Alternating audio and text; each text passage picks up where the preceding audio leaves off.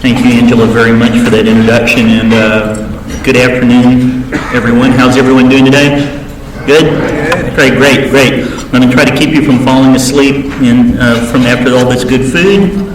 Again, my name is John Slate. I am the city archivist for the city of Dallas, and I don't think a week goes by that I am not engaged with architecture engineers relating to city facilities and actually non-city facilities. But it's a pleasure here to talk today about Dealey Plaza in particular. Of course, the first thing you mentioned, the first thing that comes into anyone's mind about Dealey Plaza is, of course, that it's the site of John F. Kennedy's death. But it's so much more than that. There's so much history here. It's literally where Dallas begins. So let's begin at the beginning. I started with a slide here of John Dealey Bryan and his wife Margaret Beeman Bryan. They settled basically at the end of what is now Elm Street, was where his little cabin was. So the Dealey Plaza area is pretty much right over where the original Anglo settlement was for Dallas. It's also, John Dealey Bryan picked it because it was a natural ford or a narrows or a shallow area for a crossing for the Trinity River. So it's a natural feature of the land, and that has a lot to do with how Dealey Plaza came about. This is an 1870s image detail from a map showing basically how the river actually this was in a bend in the river, and you can see where Elm Street ends there. But one thing you'll notice is that there are two more streets there in the 1870s that don't exist today, and that's Broadway and Water Street. Broadway was basically the end of the line. Water Street was really nothing more than just sort of a dirt path that sort of had a rise up near where about Commerce Street is, which is why Commerce Street is where the first bridge was built across Dallas. There's another major engineering milestone. This is also an 1870s aerial. These are called bird's eye views, and they were done of cities all over the United States. This one of Dallas is particularly interesting. If you'll note the bridge there, well, actually there are two bridges. At the very top of the image is the bridge for the Texas and Pacific Railroad. So that's probably right after it was built, because the first train came into Dallas in 1872. So this is probably a very fresh map for that time period. But what John Dealey Bryan was responsible for, besides founding the village and later town of Dallas, was creating the first bridge. And of course, it was a money maker, so it was a toll bridge. But what you're looking at is what is basically now encompasses what's Dealey Plaza. But what's here before the Dealey Plaza in the Triple Underpass? Let's just sort of take a look at the lay of the land, which I think you'll find interesting. This is if you were on Commerce Street looking straight at that bridge. And as you can see, it's very flat looking, and as it reaches it's on a bluff. So if you look at here, you'll see basically where the bluff ends and the bridge begins. So it was sort of a berm that was built up to buttress the bridge as it crossed the Trinity River. Of course, it was replaced several times. There was one built in the 1850s. There was one that was built in the 1860s that lasted a number of years. And then there's finally a cast iron bridge that was built in the 1880s. And this is actually, you can date this one pretty easily because this is looking from the west side of the river over towards downtown. And of course, the big building there in the background is Old Red Courthouse. And so this has to be at least 1892. But after the city of Dallas purchased the bridge, they opened it up for free, so it was no longer a toll bridge, and it was basically to join the two parts of Dallas as one into one. But the Commerce Street Bridge was really sort of a huge focal point it is essentially the center of the downtown portion of the central business district, and it really figures a lot into how people in Dallas thought about the orientation of the city. What also is in the area? What would it look like if you were walking around in Dealey Plaza or in that area? Well, this is probably a pretty good idea. The cattle weren't always loose here. In this image, this is actually one of those sort of first Monday kind of sales, which is when they would sell loose cattle and livestock. And this was actually taken down Houston Street. This is on Houston Street looking up Jackson Street, if you're familiar with that intersection at all. It's down closer towards Ferris Plaza.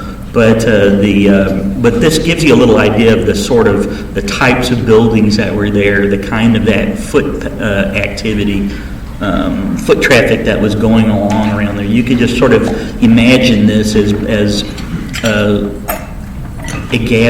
an arrangement of livery stables and lumber yards and carriage warehouses and things like that. There was also some light industry, carriage making. There were also farm and agricultural implement warehouses actually closer in where Dealey Plaza is now. But there was also on Houston Street, next to the Commerce Street Bridge, was a firehouse. So it had a little bit of everything there, sort of a microcosm of Dallas itself. If you want to see what the 1916 Commerce Street Bridge looked like, here it is looking towards West Dallas, and you can see where we are because it's taken from the top of the courthouse. If you see the cupolas there, you can see how the Commerce Street Bridge was actually sort of on an overpass on piers. And what it's going over are the railroad tracks, mostly for I can't remember if it's the Katy or the Union Pacific. I can't remember which one, but it's one of them. There were 2 or 3 railways that came along those rail lines. And interestingly enough, that plays a big role, figures prominently in the development of Dealey Plaza. But that, where the railroad tracks are, is what was Broadway Street. So you can't have Dealey Plaza until you do something really important, and that is to tame the Trinity River. Really, the most important public works project of building up to Dealey was the 1928 bond package, also known as the Ulrichsen Plan. And the Ulrichsen Plan basically said, among many other different pieces of infrastructure that needed to be accomplished, one was to move the Trinity River several hundred feet, and also to build a levee system to protect against flooding, which was at times very severe in Dallas. 1908 flood is often referred to as the worst of the flooding that occurred in the central business district, and lots of property damage, of course, lives lost and all of that. But so the most important thing was moving the Trinity, and that was done, of course, by the Army Corps of Engineers, so we're a little nod to the Corps. But, and then, of course, building the new bridges that are across the Trinity. And you can see how far off this aerial is, because if you look towards the right, you can see the central business district, or what's now downtown. But it's really quite an image, and really gives you an idea of the footprint of the Trinity River and why it was so important to move it away from the central business district. So now that we've taken away Water Street and Broadway Street, and we have all of this land, what are we going to do with it? Well, let me also, actually, before I'm getting ahead of myself, this would have been taken about 1930 or about 31, which is after the Trinity's been moved. but before Dealey Plaza. So you're looking, it's hard, I don't have a pointer, but if you see in the lower left, you see the Commerce Street Bridge there. So if Commerce is the central street in the triple underpass, you can imagine sort of where we are right there. But that area had every manner of types of buildings. Here's what it looks like if you're looking again. There's the Commerce Street Bridge, and then to its right, the Texas and Pacific Railroad bridge. But you can see what kind of buildings were surrounding the what used to be sort of the courthouse square area. You can see to the right of it, the criminal courts building and the the county records building. But then you can see on the other side of the courthouse, there's just they look like mostly two-story buildings. They had everything from sort of flop houses or little hotels to agricultural implement companies. There was I believe a Ford dealership that was renovated out of that old post or out of that old police station that I showed you an image of. But anyhow, what really occurred was that there was and here's street level views of the buildings that the city decided they would raise. It was a two square blocks, which they decided would be better suited towards creating a better sort of entrance to Dallas. Part of the issue with Dallas is because it's oriented towards the river, there is the continuing issue of how do you approach Dallas. Dallas had kind of I wouldn't call it an image problem, but I think the city really wanted to orient the downtown, the central business district in such a way that it would have a sort of a gateway, sort of a, hello, come on in, this is our gateway. And so it was decided that there would be an underpass created so people wouldn't be going across a grade level railroad, and also there could be a more aesthetically pleasing manner of getting into Dallas. Now, of course, this is long before the interstate, so we're talking about the busiest highway at the time probably would have been the Dallas-Fort Worth highway, which I think is now, it feeds into what's now I-30.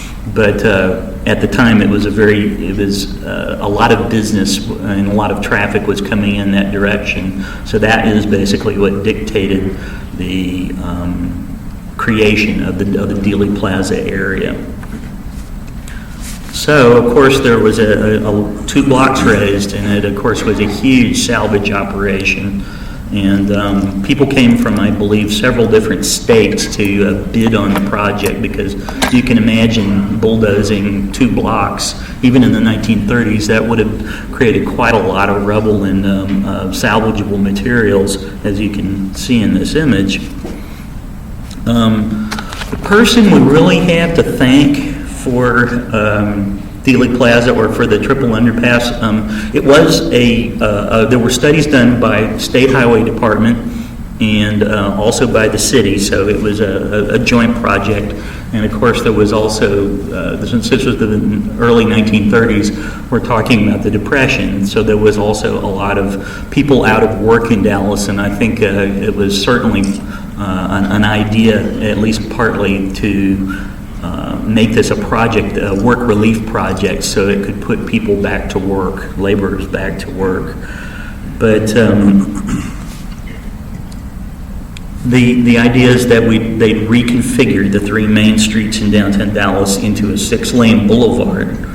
And the person who is really kind of responsible for this is Otto Lang. And Otto Lang is actually very key figure in the history of engineering in Texas.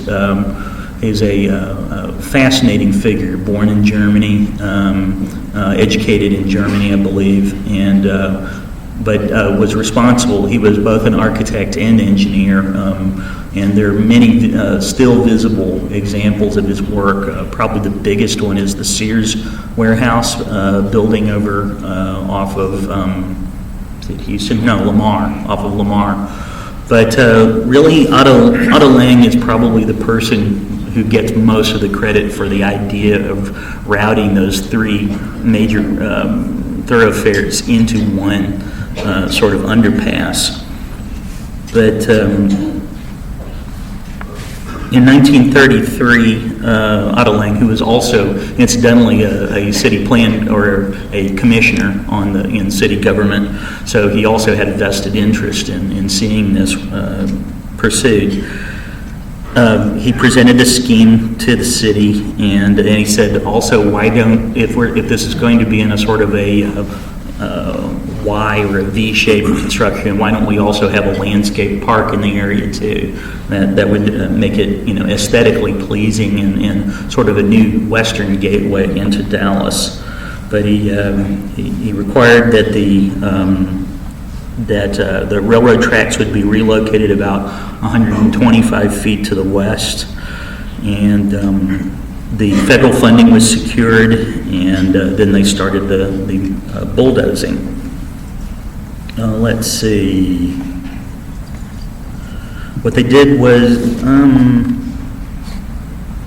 and here's, in fact, Otto Lang's idea. And this is an image that many of us in the city had not seen until very recently, and I have no clue where the original might be, but I know Lang's papers are, or at least his library, are at Texas A&M University. But you can see the plan for this, and it reminds me an awful lot of the downtown of Kansas City, because they also have a traffic routing configuration that, of course, has a lot of different features in it. But let's see. Here's the point where this is actually, I'm getting a little ahead of it, but you can see where the triple underpass was actually created. The first idea was to be able to excavate beneath the existing train tracks, and that was the first part of construction. And by June 1935, the massive concrete walls and the overhead steel beams that would support the tracks were put in place. And of course, and fittingly, a Texas Pacific train was the first to go over the new bridge.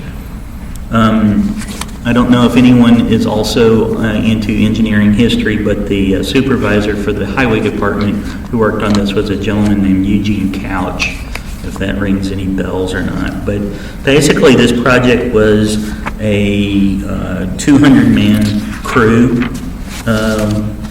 Let me go to another image here. Here's a good idea of what it looked like at ground level. It took 200 men moving 20,000 yards of earth that were moved from the eastern approaches, and they were piled up to make the railroad overpass, and with a total of 65,000 yards for the entire project. So when you go down and look at it today, just imagine 65,000 yards being moved. That's quite a lot. It's probably not much compared to engineering projects today, but imagine doing that with the kind of moving machines that were available in 1934 or 35. But what they did was they first poured the footings, 2 footings as a base for the footing walls, and that held up the overpass. The piers were sunk at 41 feet into bedrock, and the tunnels themselves are created from 6,000 yards of concrete. And the contractors for that, which were probably state bids, were bid out to the Austin Bridge Company and the Austin Road Company. I think they did a pretty interesting job on it.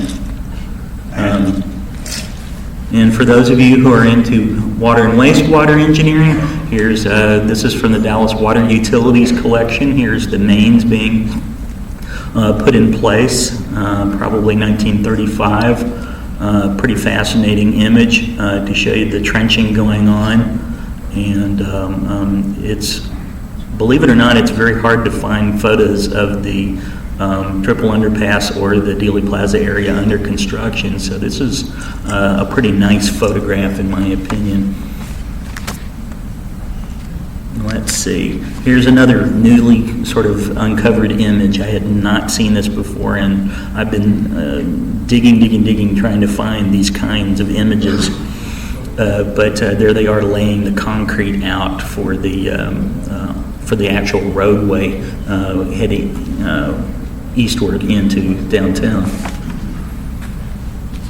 Now, of course, one of the big issues was controlling the traffic, and particularly on the western side of the triple underpass, and that was a significant problem for the city engineers. So coming out of downtown, each of the three streets carried two-way traffic, which had to be sorted into a single 6-lane roadway, as illustrated in this diagram. The timing of the signal lights was crucial as westbound traffic on Main and Commerce crossed incoming eastbound traffic on Elm and Main Streets. And it's pretty fascinating. This was published in the Dallas Morning News to sort of get people prepared for it, because this is going to be a new, different way to drive into downtown, especially if you're coming from the western side of the city. For those of you who are interested in the actual personnel type work, we have the actual timekeeping records and the timesheets and things like that relating to all the labor that was used on Dealey Plaza. And someday I'd love to see somebody crunch numbers and find out exactly how many hours it took to do all of this. But it's fascinating for those of us who are interested in the planning process. Well, finally, of course, it was finished, or at least the underpass was, not Dealey Plaza yet necessarily, and it was celebrated. This was ended up being a $1 million public works project, and was dedicated on May 1st, 1936, with a major event down there. It basically, pretty much the entire city of Dallas came out for this celebration. This was a huge deal. It was not only an important public works project, but it was a great foot forward in the depths of the Depression. Not many cities, only a handful of cities in the United States were able to had the kind of funding to do things in the depths of the Depression, and Dallas was a very, very lucky place to be. But they held a big celebration. They had a square dance. I think that's in the lower image. And on the right there, the gentleman who's presiding over much of it was the county commissioner, Harry Hines, if you've heard that name. Anyhow, the city was so proud of it that when the city of Dallas put out its 1936 report, annual report, they decided, of course, to put the triple underpass right on there. It was not even quite finished yet, so this image is rather humorous because it's sort of airbrushed in.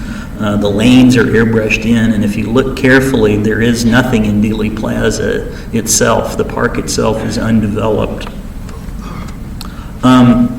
And as far as Dealey Plaza goes, the person who really kind of came up with the concept for creating a park space out of it, you can thank George Leighton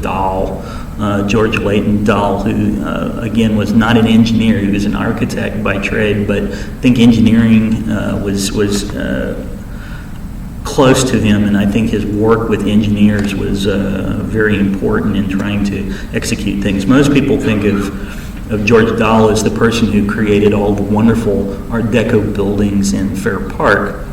But really, we found another image that most of us had completely forgotten about, didn't even realize that George Dahl submitted one of the original ideas for how to landscape this area. And that's it's plain as it is, it's pretty fascinating because it was his idea to put pylons up, and there are in fact pylons there now. But the other person that we had to thank, even though Dahl did not execute the final plan, the person who really did this is S. Herbert Hare of the Hare and Hare firm in Kansas City. And this photo, in fact, came from Hare and Hare, or I forget what their name is now. Oxner Hare and Hare.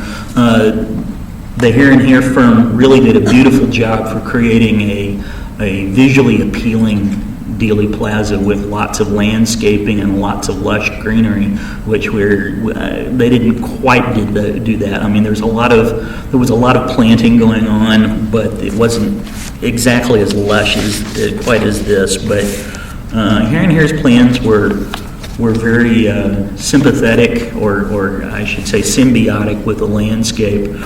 And the plans here are beautiful, and the concrete work was very nice looking in its execution. Here's a couple of other plans. It would have a set of a colonnade, and then it would be flanked by 2 pergolas. For those of you who actually wanted to see drawings, here's a couple of them that are from the municipal archives. Virtually everything you're seeing here came from the municipal archives. But this is being actively used as we speak in the renovation and restoration of the Dealey Plaza. Are the colonnades right there. I realize I'm kind of running out of time here, so I'm going to kind of rush through these last few images. Here's the planting plan. So once it was finished, there were certain types of plants that were recommended for planting there. I think I drove by yesterday, and I believe they're putting in rose bushes, and we're getting ready for. Oh, and there's the colonnades under construction. Pretty fantastic, or the pergolas, I should say, near the colonnades. But when it was finished, this is what you would have seen in the 1940s. Pretty handsome looking project. It was sympathetic to the environment. It was, or harmonious with the environment. It really created a beautiful gateway into the city, and I'm pretty sure this image is probably from State Fair time in the fall, because it looks like a giant parade is forming at the bottom of the image. But you can see what it achieved. I mean, for it to go from a plan on a drawing board to this kind of thing, this beautiful piece of work, is really something. Of course, people think about it as the site of Kennedy's assassination, so it's you might even call it sacred ground at this point. What we're doing right now is working with several partners on a massive project, which is actually rapidly finishing up in time for November's 50th anniversary of JFK. So as you can see, a lot of the refacing is being done on some of the on the colonnades and some of the pergolas.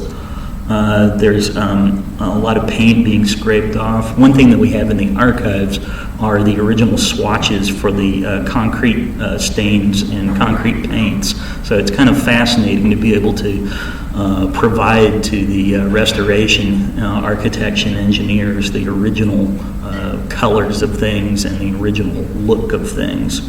But you can see where rebar has been exposed and is being recast and restored, but we're really proud of it.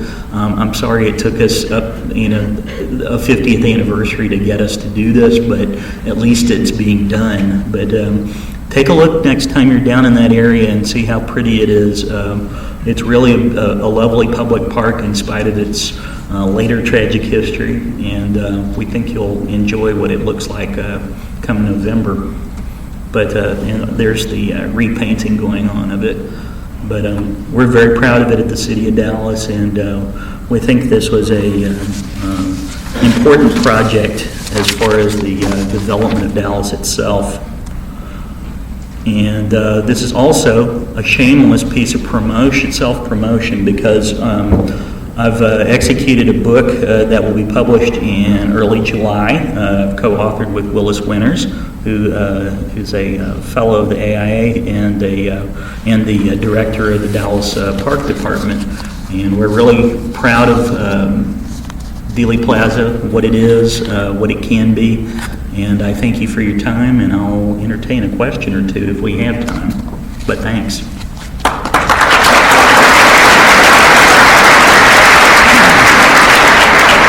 Do we have any questions? You might mention how Dealey Plaza got the name. Oh. The question was how Dealey Plaza got its name.